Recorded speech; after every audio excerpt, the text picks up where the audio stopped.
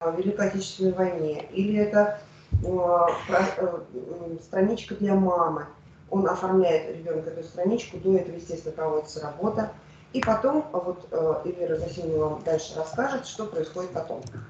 Ну, а мы, так как эта деятельность больше внеурочная, хотя вот у нас есть в республике город Алатырь, который с 2007 года занимается в этом курсе, и у них уже в учебном плане стоит и живые уроки, и сам предмет истоковедения.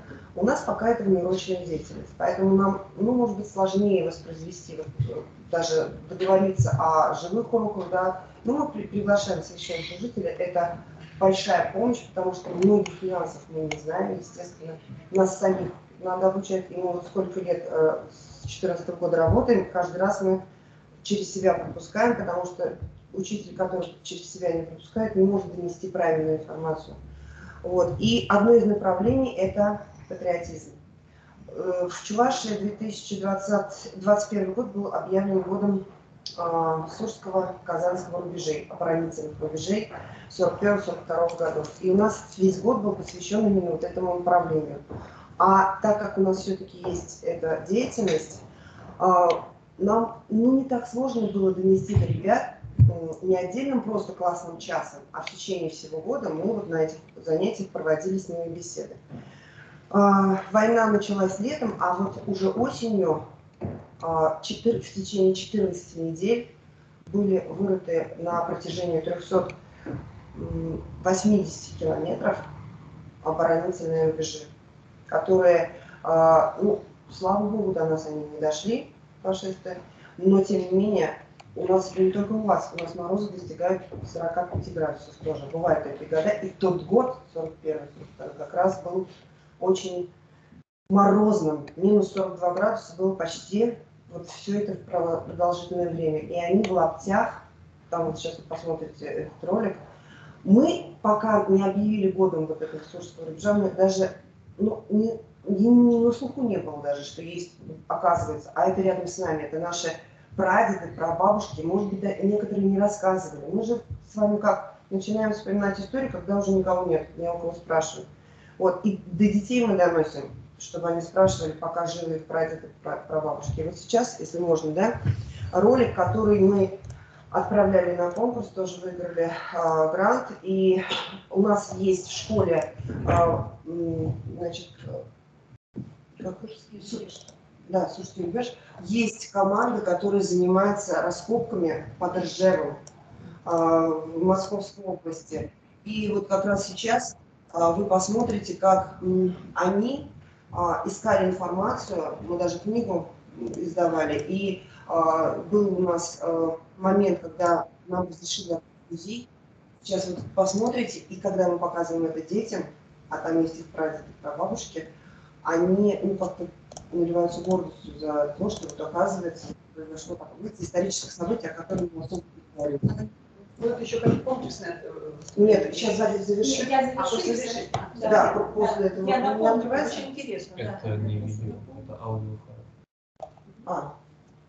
Видео. Ничего не открывается?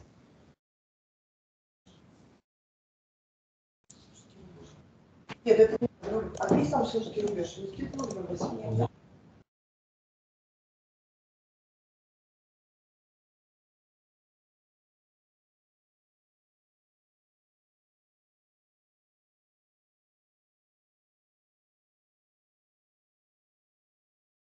Сейчас нет времени скачивать. У нас учителя музыки и учитель технологии значит, создали гимн, посвященный Сурскому рубежу. Тогда вы просто послушаете, а ролик мы просто вам оставим, потом... Мы можем и завтра это все? Да, можем, если что, потому что... Ты кто не знает, учителя, мы завтра проводим семинар, у нас будет семинар как раз по социокультурным истокам. То есть, что за этот предмет, как его можно использовать. Да. Вы просто, там буквально 2 минутки. Да,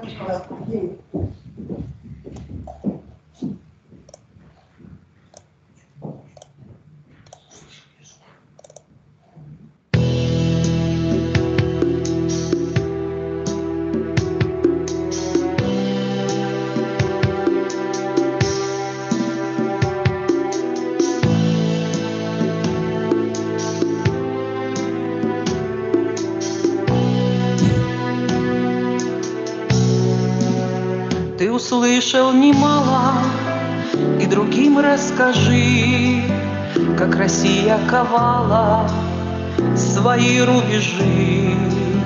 На колени не павшая вся большая семья, дорогая Чувашия, золотая земля, твердь земную расплавила раскаленной душой, крылья гордо расправила над Россией большой.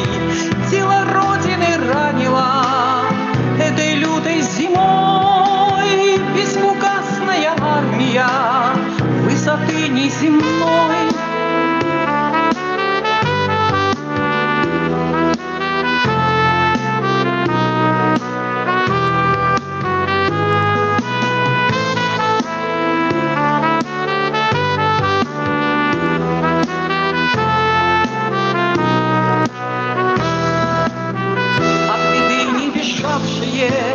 Люди стали стеной, поколение старшее гордится страной. Помним, кем нам подарено время наших надежд, помним каждого, помним Сурский рубеж, помним, кем нам подарено время наших надежд, помним каждого, помним Сурский рубеж. Уважаемые гости, я хочу дополнить выступление Анны Дмитриевны и хочу сказать о формах работы, которые мы используем на занятиях истоки. Формы работы бывают теоретические. Здесь мы используем беседу и обсуждение каких-либо ситуаций. И работаем с каким-нибудь материалом. Это, например, рассказ, стихи, былины, сказки. Здесь даже приветствуется использование стихотворений собственным сочинением, которые ребята сочинили дома или вот с родителями. Также мы проводим практические занятия, используем рабочие тетради, которые выпущены для каждого класса, для 1, 2, 3 и 4. И в процессе освоения программы предусмотрена работа в тетради. И родители, также учителя, дети могут увидеть результат усвоения программы после завершения курса обучения. И вот как итог, это создание первой книги. Здесь ребята запечатлевают не только то, что они услышали, увидели, а и то, что прочувствовали. Здесь мы видим на разные темы странички, например, тема дружбы, мои родители, какие семейные праздники бывают, страничка о родине. То есть каждый оформляет по-своему, и получаются такие разнообразные работы.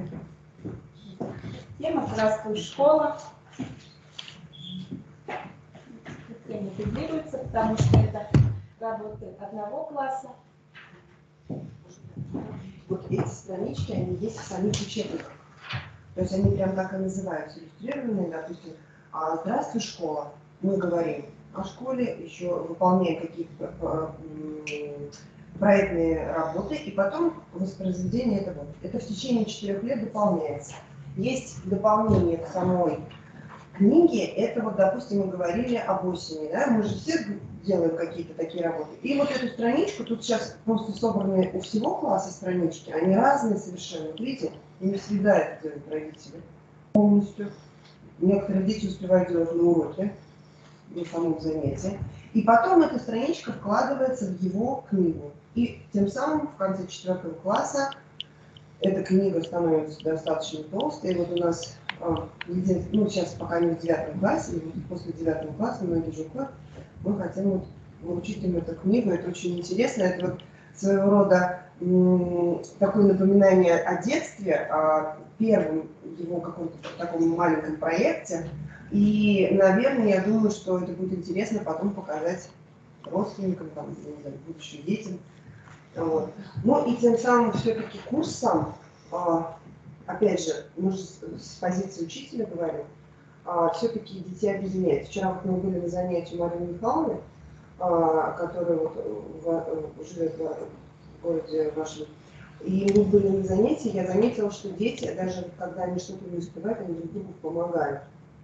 И вот был такой номер у нее гимнастический, дети в разных занимаются секциях, но они за вечер объединились, чтобы показать совместный номер. То есть они не хотят по отдельности, они захотели вместе. Вот это вот, ну, возможно, это не только потому, что она ведет этот курс, но все-таки это предпосылки того, что это помощь и родителям, и детям. Потому что до родителей, ну, вернее, родителей сначала надо обучать, потом детей. Спасибо. Все, да? Спасибо, дорогие гости. Очень интересно. Я думаю, мы продолжим с вами знакомиться с вашей методикой еще завтра. У нас есть день. А сейчас мы переходим к вопросу, следующему опыту. Сидельник Елена Петровна. Вы на связи, Елена Петровна. Проектная деятельность как средство воспитания у детей и молодежи, патриотизма и готовности к защите Отечества. Елена Петровна, если вы есть, вот здравствуйте, мы вас видим. Добрый день, уважаемые коллеги. Сейчас я пытаюсь подключить презентацию. У нас регламент 10 минут, не больше, поэтому постарайтесь, пожалуйста. Я понимаю, что вы очень долго ждали, но у нас вот тут тоже много выступающих. Да, Тамара Александровна, слышу. Подскажите, пожалуйста, презентация видна? Видна, все. Видна. Ой, прошу прощения.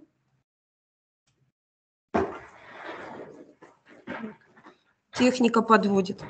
Добрый день, уважаемые коллеги. От имени педагогов Воркуты я приветствую всех участников конференции. Хочу сказать слова благодарности организаторам за предоставленную возможность обменяться опытом.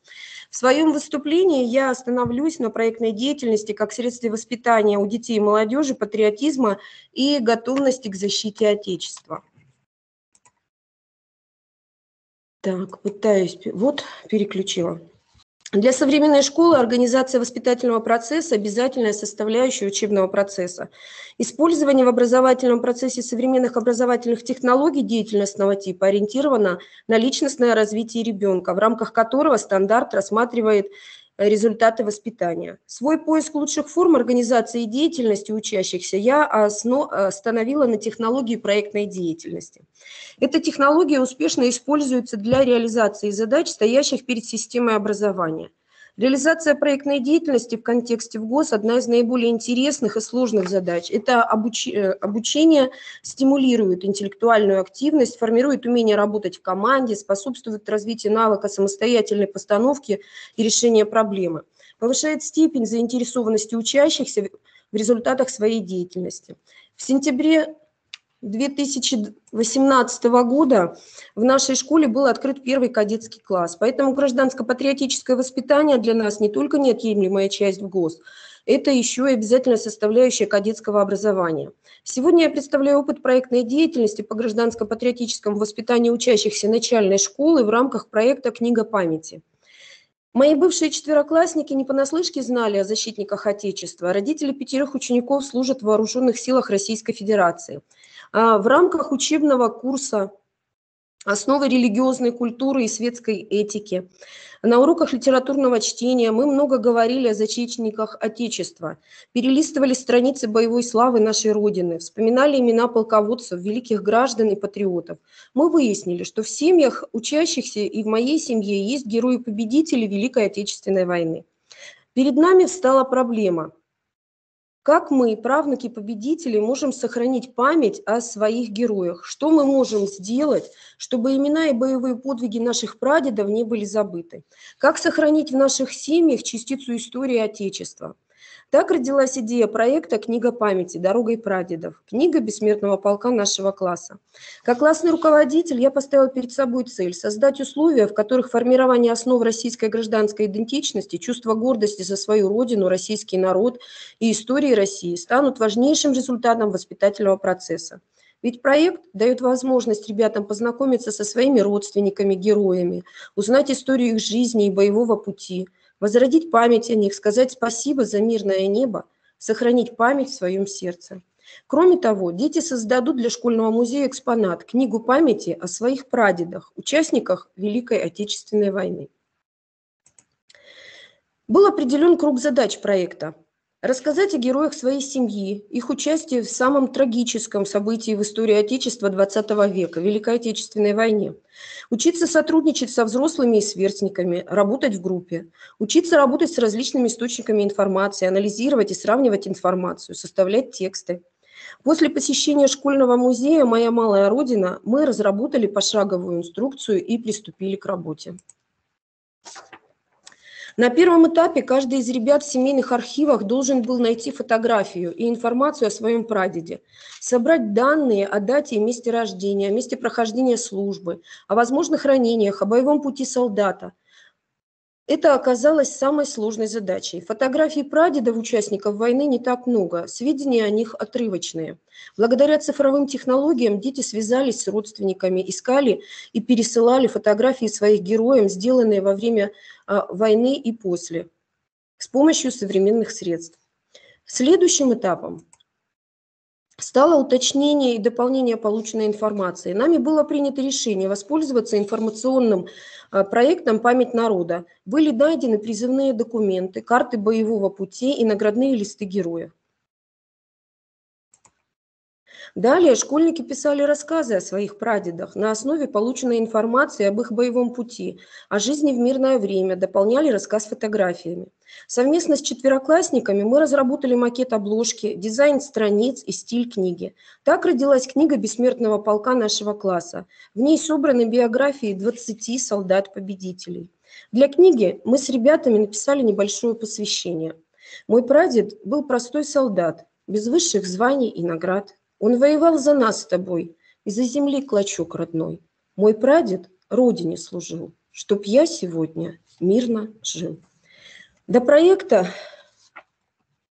многие из ребят не знали о своих прадедах. Благодаря этой работе они возродили память о героях. Страницы семейной истории и истории Отечества стали одним целым. Сегодня в одном строю те, кто выжил, и те, кто уже никогда не вернется. Среди них красноармейцы, пулеметчики и стрелки, погибшие и пропавшие без вести в 1941-1943 годах. Узники концлагеря Бухенвальд, угнанные в Германию на принудительные работы, и дети войны. Вернувшиеся домой участники героической обороны Сталинграда, военные комиссары и командиры взвода зенитного артиллерийского полка и самые обычные рядовые, как мой дед Сосновенко Дмитрий Яковлевич. Проект объединил поколения. В работе над книгой памяти приняли участие и дети, и родители, и родственники. Мы переписывались с бабушками и дедушками, по электронной почте и в мессенджерах пересылали уцелевшие фотографии, вместе записывали рассказы о жизни своих героев. Мы написали свою книгу о Великой Отечественной войне. Книгу, в которой знаком каждый рассказ, каждая фотография, каждая награда и каждый документ о безвозвратных потерях. В ходе работы над книгой нам пришла идея создать маленький памятник защитникам Отечества. Этот памятник мы установили ко Дню защитника Отечества в учебном кабинете. Памятник солдатам бессмертного полка нашего класса в честь 75-летия победы в Великой Отечественной войне. К маю 2020 года книга памяти о боевом пути ветеранов-прадедов, об истории наших семей и истории нашего Отечества была издана. Электронный вариант книги памяти был размещен на официальном сайте школы, в виртуальном кабинете. Сама книга хранится в школьном музее «Моя малая Родина» и доступна всем желающим.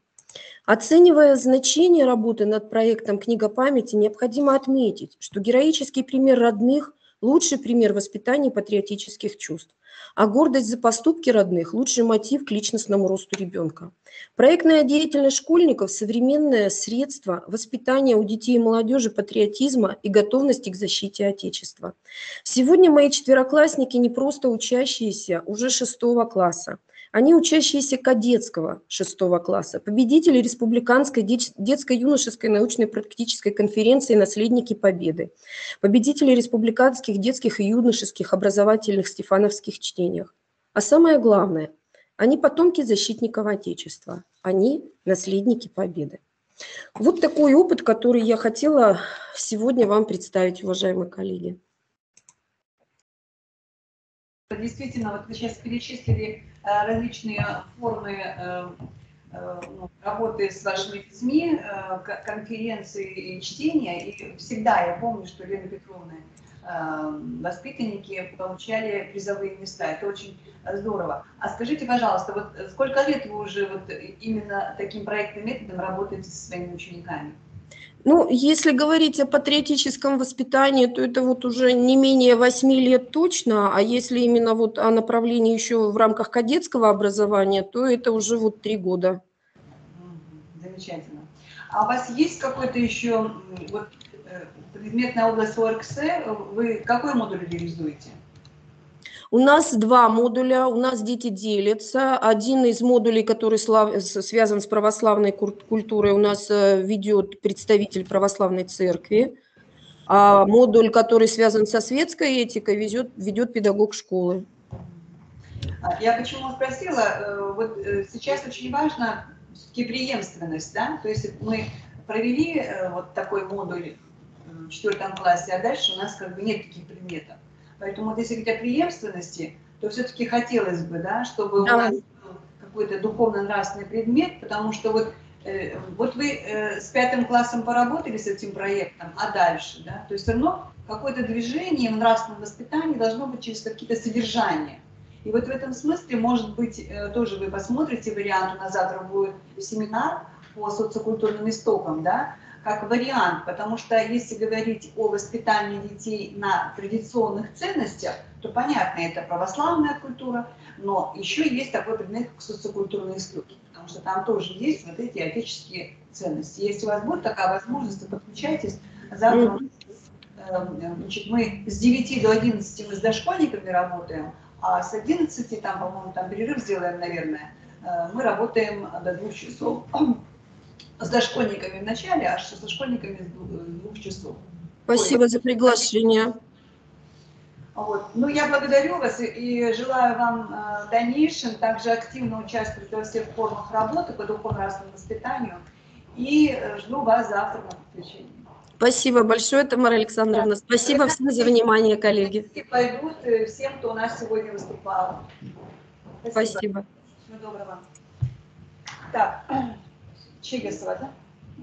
Чигасова. Подключилась. Елена Юрьевна, слышите? Да. Это город Печора. Здравствуйте, Елена Юрьевна. Меня слышно? Да-да-да, мы рады вас видеть, мы видим вас сейчас. У вас тема вашего выступления «Социальный проект. Письмо ветерану». Мы ждем вашего выступления. Пожалуйста. Добрый день, уважаемые коллеги. Я продолжу выступление Елены Петровны. Всем привет большой из заснеженной холодной Печоры. Я расскажу сегодня о социальном проекте «Письмо ветерану». Замысел данного проекта возник еще в далекий 2005 год, когда мы сотрудничали с библиотекой имени Маршака города Сыктывкара, и нам предложили поучаствовать в конкурсе «Письмо ветерану». Дети участвовали в этом конкурсе, потом продолжили работу.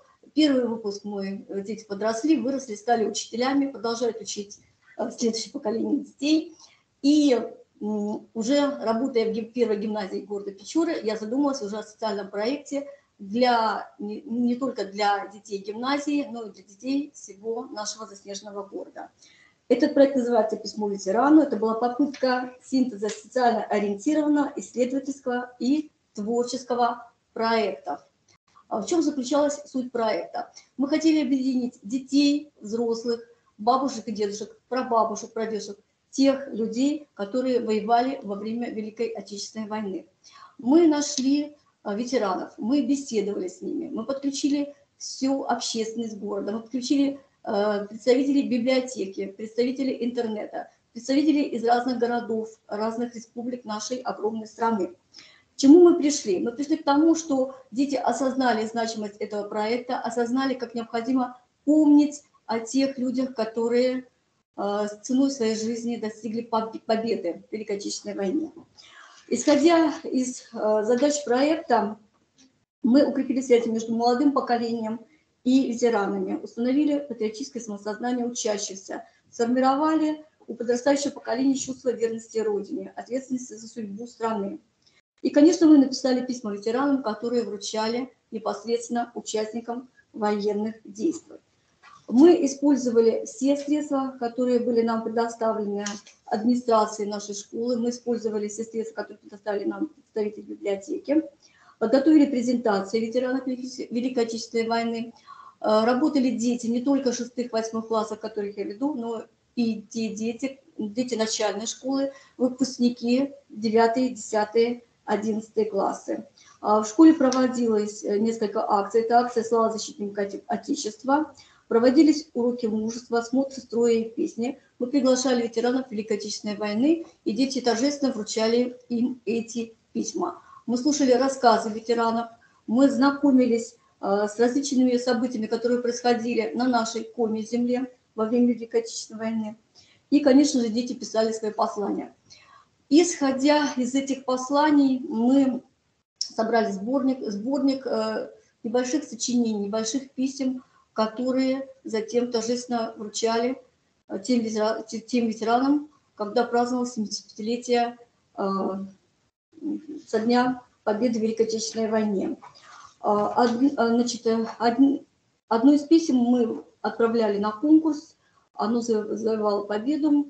Это был литературный конкурс «Спасибо тебе, солдат», письмо известному солдату Великой Отечественной войны. Дети были из 9 класса, дети были из 7 класса, 5 класса. И затем, после того, как состоялся этот конкурс, дети задумались о том, какие еще письма они могут написать ветеранам, что их волнует в современном веке. И пришли к выводу, что разобщенность общества привело к тому, что люди перестали понимать друг друга.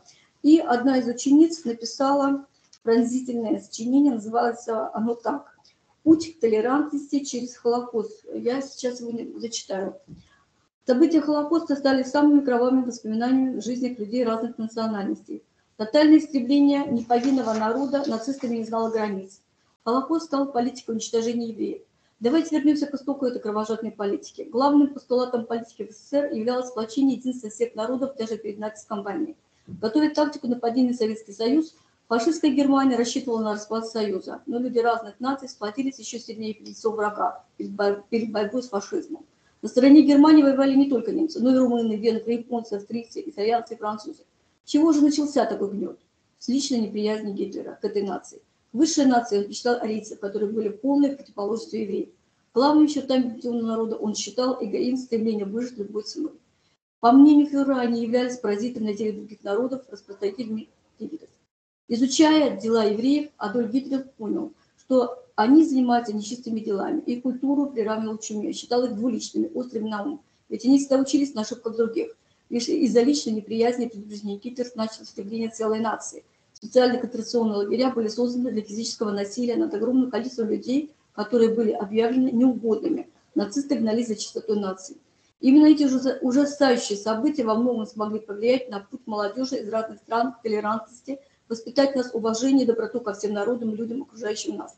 Однако даже в 21 веке встречаются нацисты, которые продолжают разжигать межнациональную рознь. И скорее не из-за личных побуждений, не из-за влияния общества. Если задуматься, то на данный момент те самые активисты могут быть далеко не арийского происхождения, но стараются очистить свою страну от таких неугодных. Почему?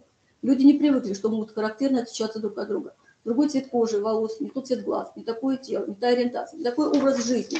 Все это почему-то ненормально. Но мы всегда отличались друг от друга. Почему же афроамериканец не станет показывать пальцем на человека с славянским типом лица и кожи, а славянин станет?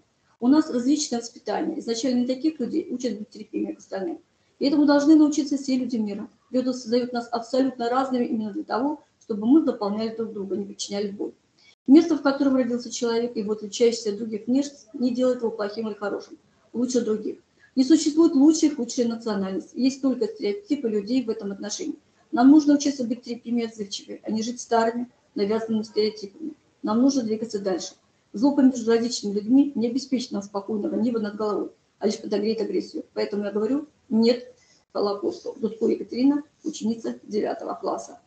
Я полагаю, что наш проект заинтересует и детей, и взрослых, ведь память должна жить в наших сердцах. Как сказал Роберт Рождественский в своем стихотворении «Реквием». вспомнить всех по именам, горем вспомнить своим. Это нужно не мертвым, это надо живым.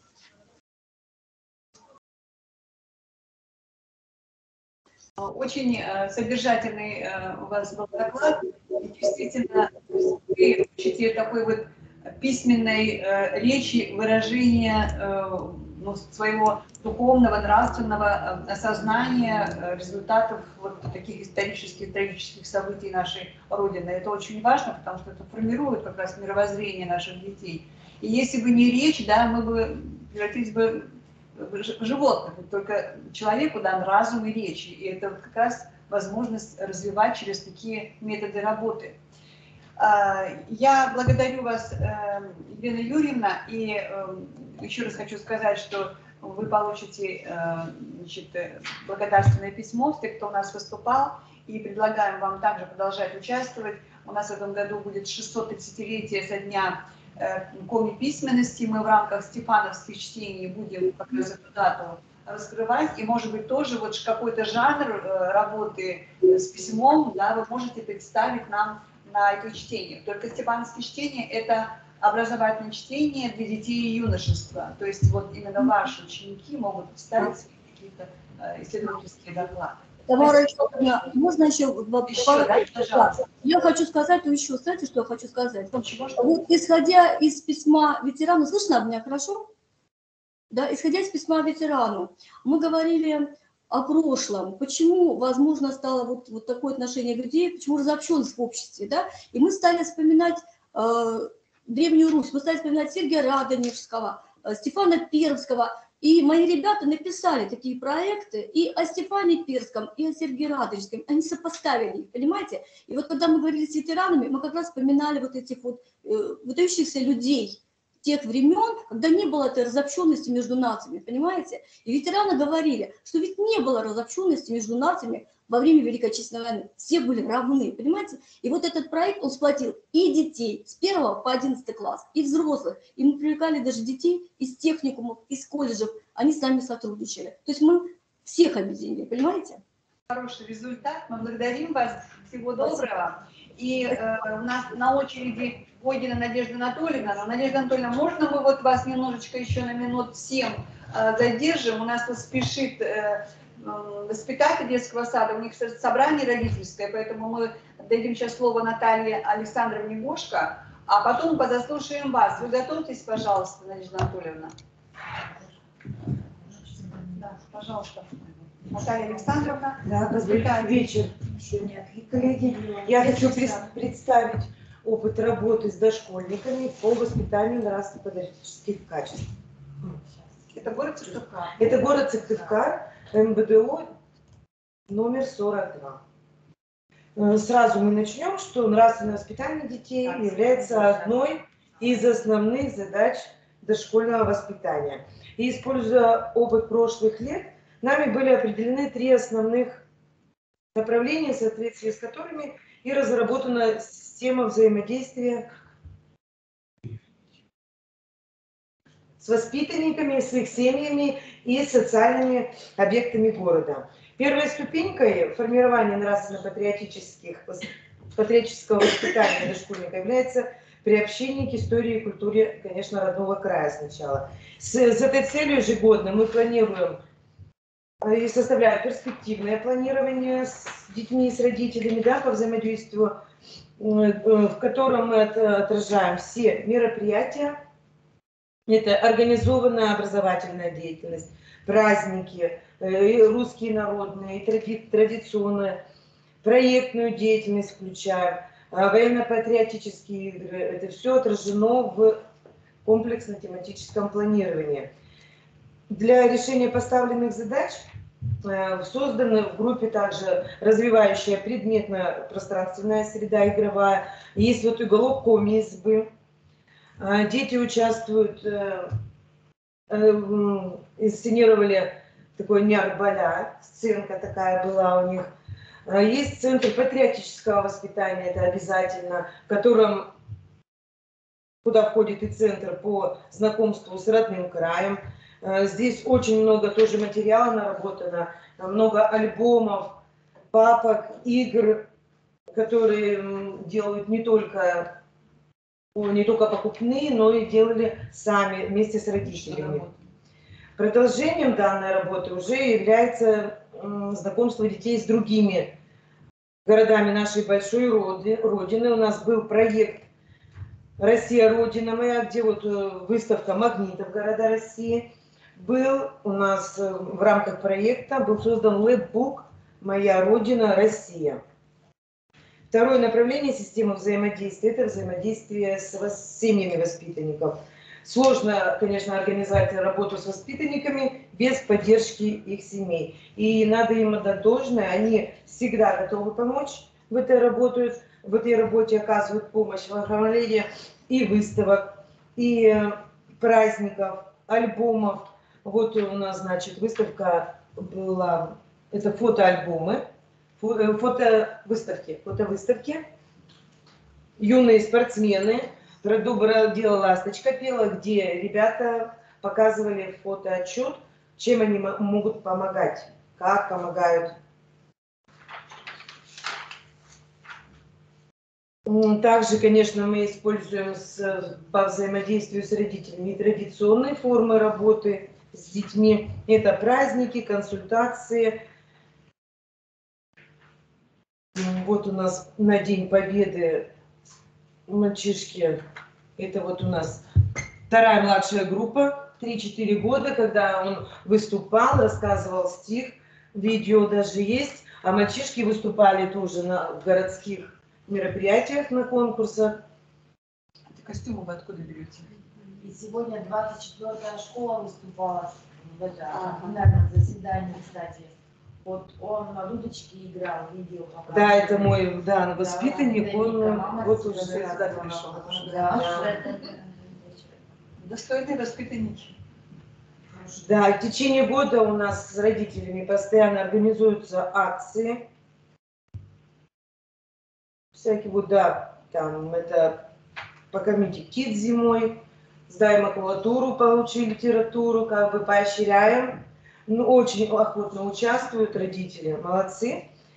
Перечисленные мероприятия позволили укрепить внутрисемейные связи, создать условия для их духовно-нравственного становления. Вот у нас активисты всегда участвуют. На третьем направлении работаем в тесном контакте с работниками библиотеки. Вот у нас было знакомство с коми-литературой, да, Соломония Пылаева, сотрудник библиотеки, показывала инсценировки сказки, очень интересно. Буквально вчера была опять тоже у нас встреча, да, с работниками, приходили, показывали с детьми, они работали, показывали мастер-класс, изготовляли закладки для книги.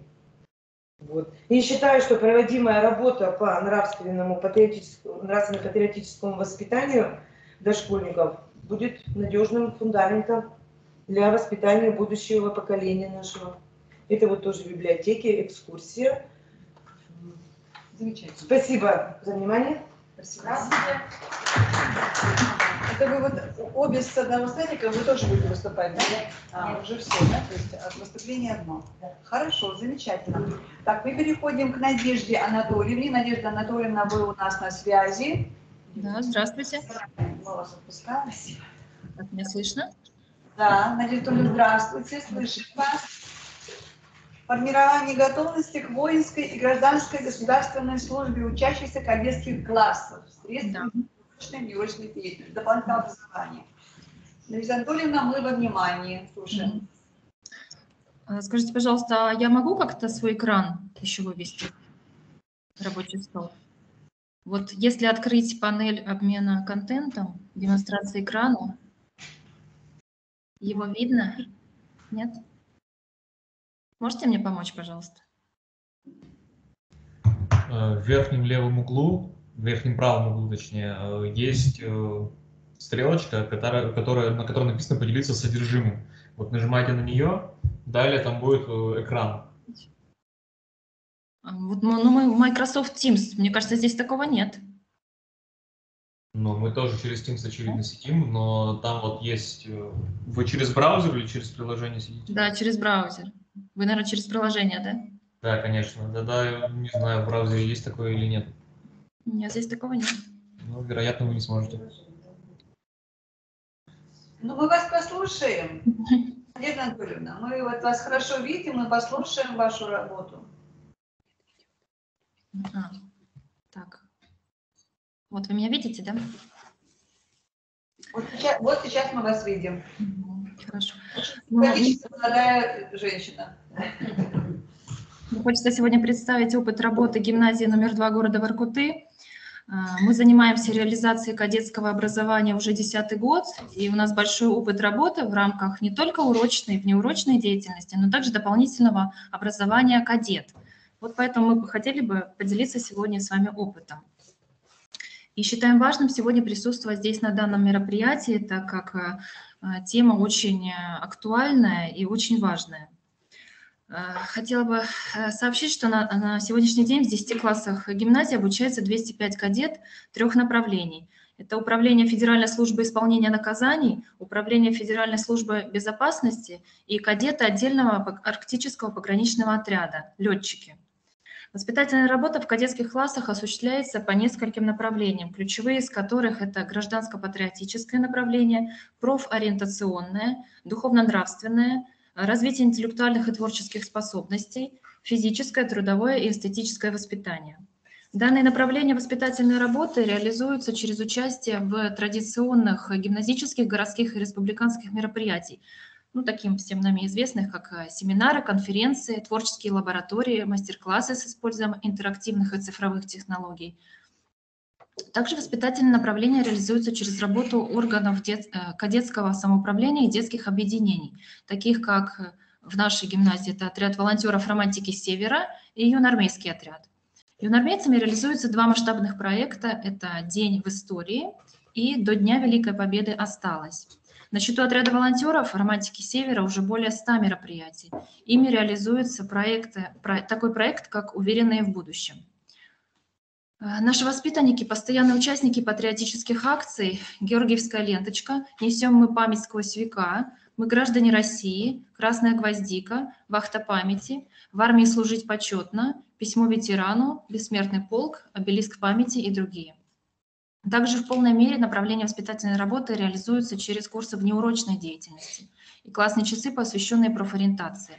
Что касается профориентации, можно сказать, что к ребятам приходят для проведения профориентационных бесед наши социальные партнеры. Беседы проводятся в том числе с применением интерактивных форм. Ребята разбирают реальные кейсы, участвуют в деловых играх.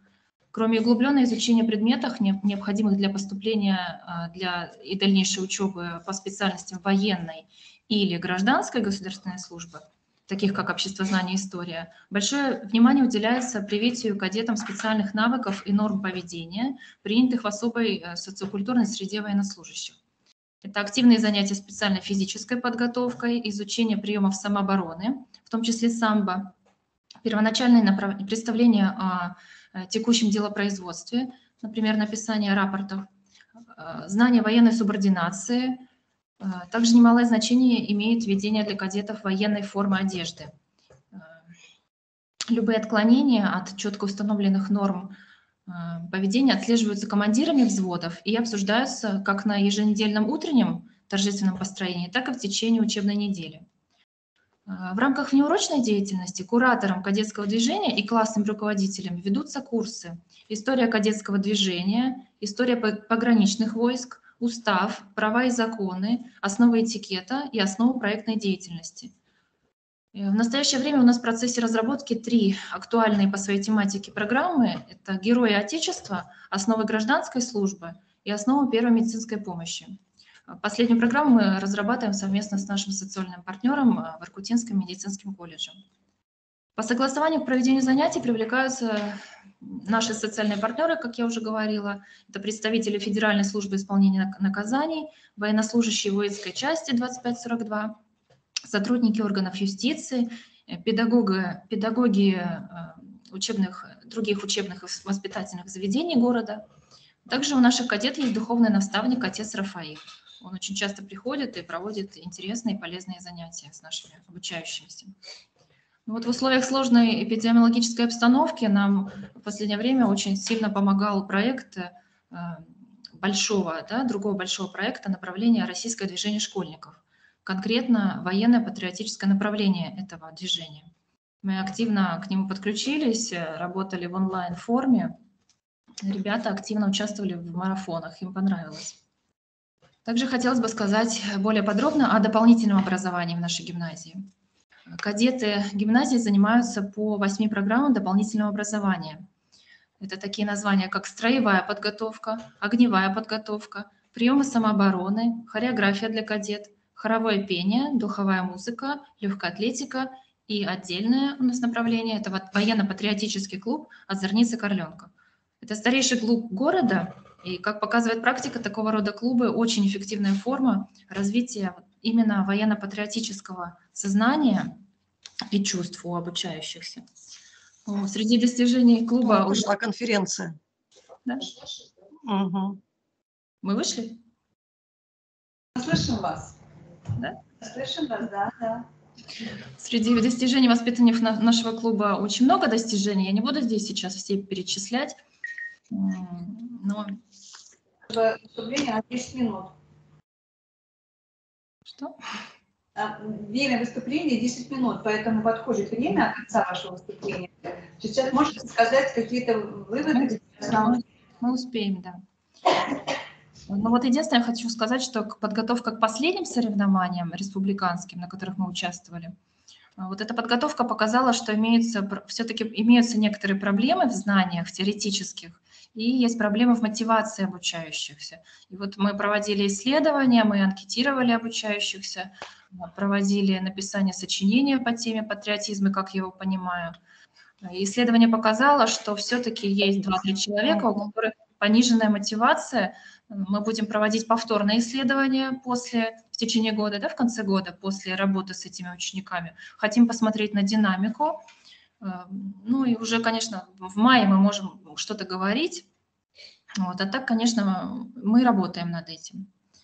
И вот в качестве заключения хотелось бы сказать, что мы приходим к пониманию того, что современная система внеурочной деятельности и дополнительного образования, в том числе профориентационной направленности, которая сейчас очень важна, она может и должна играть ведущую роль в воспитании, в развитии военно-патриотических чувств, в желании работать на благо Отечества, быть компетентным гражданином России.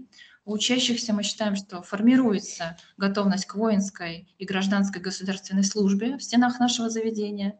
И так как наш город в перспективе ориентирован на привлечение кадров для военной именно службы, то мы в этом очень заинтересованы. И считаем, что вот проведение научно обоснованной, методической, как сегодня, управленческой, организационной деятельности, организаторской деятельности по развитию системы и условий для эффективного воспитания и образования детей очень, очень необходимо проведение данной работы. Все, спасибо большое. Спасибо, Надежда Анатольевна. Очень содержательный был у вас доклад.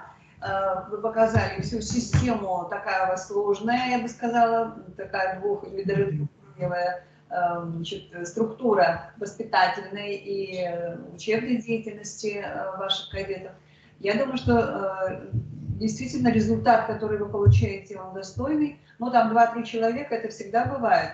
Поэтому, конечно же, результат есть налицо. А скажите, пожалуйста, вот вы говорили сейчас про систему неурочной деятельности и урочной. Вот у вас есть ли какая-то преемственность в урочной деятельности предметных областей по классам? То есть, вот, например, тот же ОРКС, продолжается ли он 5, 6, 7 класс? Вот, к сожалению, нет. Оно у нас как-то заканчивается на начальной школе. То есть у вас только 4 класс, вы выбрали, как я поняла, православная культура, да? Да, и мы понимаем, что это все-таки необходимо, актуально. И, наверное, по итогам резолюции нашего мероприятия мы можем все-таки на более высоком уровне говорить о необходимости. Вот, и говоря о преемственности, я как раз тоже вот поддержала бы ваше предложение о резолюции, потому что мы действительно будем на парламентских встречах, которые у нас пройдут 29 ноября, принимать такое решение, то есть мы включим от образования предложение, да. И я бы хотела просто еще сказать о том, что реально у нас сейчас есть продолжить модуль основ православной культуры уже по 7 класс. Разработаны учебники, которые гриф имеют, которые можно использовать и приобретать для обучения 5, 6 и уже 7 класс. А это очень важно, вы понимаете, 7 класс – это возраст как раз вот такой выбора, да, выбора своих собственных ценностей, личных ценностей, и молодому человеку очень важно, чтобы не было вот этой вот ямы. 4 класс, а 5, 6 ничего, 7 тоже ничего, да. То есть какие-то ориентиры должны быть у ребят, которые они через какую-то урочную деятельность проговорили, приняли, не приняли, но все-таки есть. Вот советую вам такие учебники рассмотреть. Это Ольги Лениной Нушкевичине, 5, 6, 7 класс, уже есть эти учебники. И там даже есть пособия для учителя, как эти уроки проводить. То есть, ну, как бы комплексно все, проблема решена. Но и вот завтра мы еще будем продолжать знакомиться еще с одной такой образовательной областью, вернее, предметами, которые могут закрыть эту проблему. Это социокультурные истоки. Это, в общем-то, давно уже программа такая реализуется, разработана учеными Камкиным из Вологодского государственного университета. И это тоже очень активно реализуется во многих областях и республиках нашей необъятной России. И вот завтра с 11 до 2 часов можете подключиться по программе, посмотреть. К нам приехали коллеги из Чувашии, которые будут рассказывать о своем опыте. И опыт такой у нас тоже есть уже в Сыктывкаре. Поэтому, Надежда Анатольевна, спасибо вам большое. Мы вас благодарим. Будет благодарственное письмо за ваше выступление. И продолжаем работу. У нас кто-то еще есть из выступающих. Получается, что у нас сейчас выступили детские сады, и мы закончили с вами знакомиться с опытом наших коллег. Не подключились, к сожалению, мы не смогли подключиться. Это Гаврилова Марина Владимировна, почему-то не получилось у нее подключиться. Жигалова Наталья Геннадьевна. А так мы со всеми, в общем-то, нашими слушателями пообщались. Итак, вы согласны, да, чтобы мы в резолюцию вот ввели такой, значит, тезис о том, что необходимо, значит, поддерживать преемственность по духовно-нравственному образованию детей и внедрять в учебный план как раз вот эти предметные области, которые мы начинаем в 4 классе, в начальной школе. Продолжаем. Тем более, что у нас сейчас очень критическая ситуация с воспитанием во всей России. Очень сложно будет организовать. Вот завуч у нас здесь сидит, да, завуч по русской работе, она пишет, очень сложно организовать. Действительно, вы знаете, вот, к сожалению, наша школа, ну, я имею в виду российская школа, она настолько загружена разными предметами.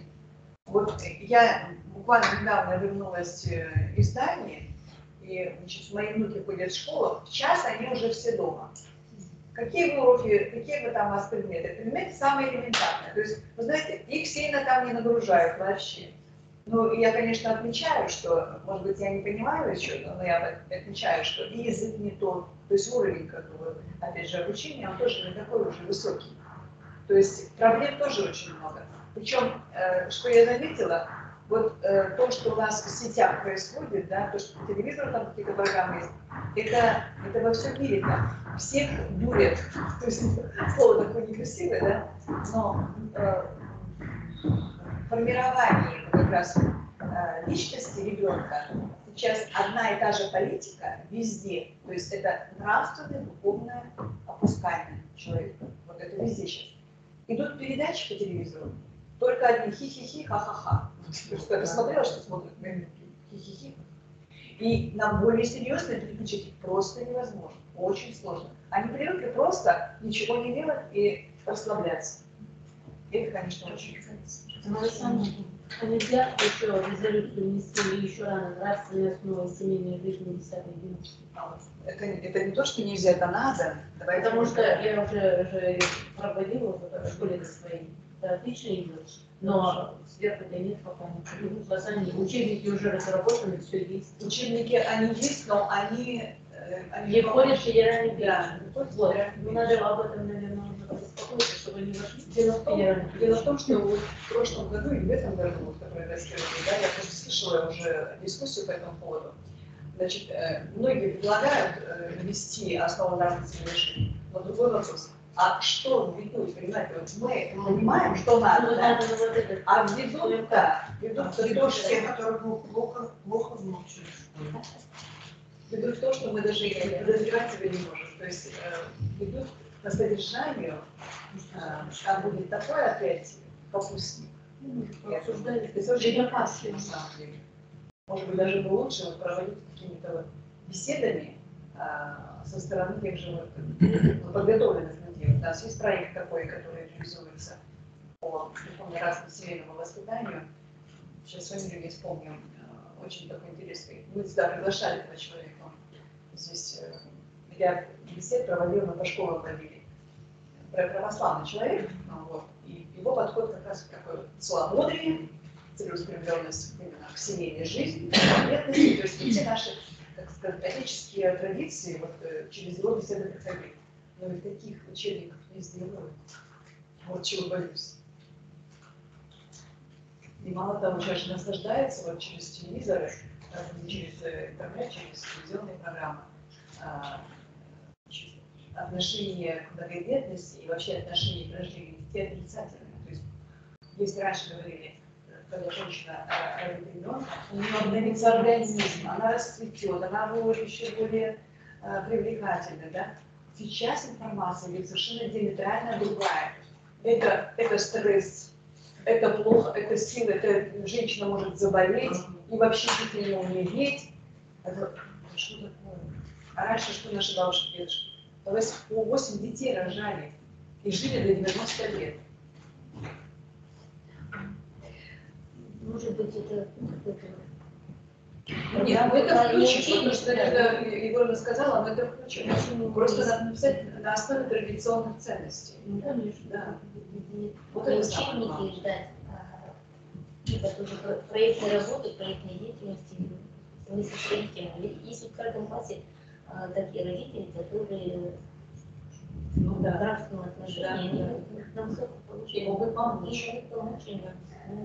Этим уже старшеклассниками проводить эти вот беседы. Социокультурные штуки в этом плане как раз замена. Вот если даже и нет вот этих предметных пластин, то уже начиная с первого класса, ну даже дошкольного возраста, там эта вот тема семья, семейные ценности, она пронизывает все ступени. Поэтому это очень именно с родителями можно вот, на занятиях именно родителей приглашать. Инструктор, они все предметы охватывают? Это все предметы учебные идут? Или это отдельная? Это вообще отдельный курс. Но смотрите, эти учебники находятся тоже в федеральном... Нет, это издательство находится в федеральном перечне издательства, поэтому можно использовать эти учебники в обучении деятельности. Но некоторые регионы, даже в образовательном деятельности, в нашем регионе, город Алатырь, вот они с 7-го года работают, у них прямо в учебном плане прям прописан предмет, но это национальное решение, наверное, управления образования. Это местное решение. А так, если говорить о законности, да, то у нас вот, то, что издательский отдел включен, перечень федеральный перечень издательств, который использовать можно, вот это уже вот большое злато. А у вас научная деятельность закончена?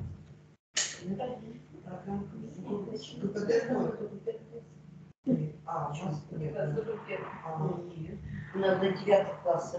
Начальная школа до 9 можно делать. У нас некоторые школы платно делают определенную группу и наши коллеги. Вот сначала мы, Спасибо, может быть,